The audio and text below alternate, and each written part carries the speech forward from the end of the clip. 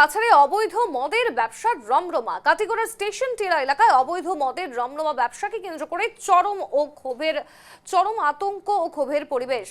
অভিযোগ, মদের অবাধ বেচা কেনা রুখতে প্রশাসনের তরফে কার্যকরী কোনো পদক্ষেপ না নেওয়ায় দিন দিন পরিস্থিতি নিয়ন্ত্রণের বাইরে চলে যাচ্ছে।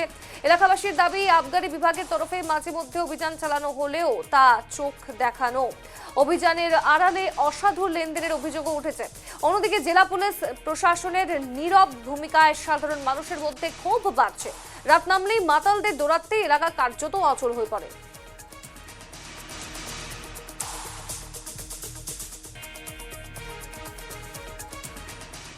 নমস্কার স্যার, আমার নাম হলো বাপ্পন কর্মকার স্যার।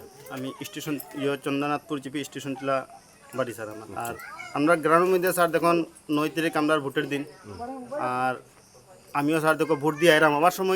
ভোট দিয়ে আবার সময় দেখলাম যে এখানে আমরা গ্রামের মধ্যে এমন একটা অঘটনা, এর নাম হইল সূর্য নুনিয়া।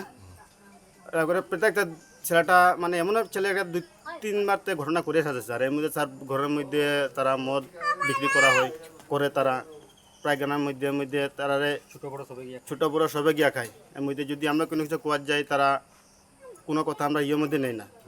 এর মধ্যে নানাবাদ গিয়া দেখো তারা আমরা নিজে ভাই একটা এমনভাবে মারিয়া মানুষটারে ঘরে অলরেডি এমনভাবে রাখছেন তারা মারিয়া রাখার পরে তো ছেলেটা তো আমরা একটা নিজে যে মারছেন এই ছেলেটা তো ঘরে পাওয়া আসে না, এর মধ্যে তো ছেলেটা মারিয়া ভাগি দিয়েছেন স্যার। এখন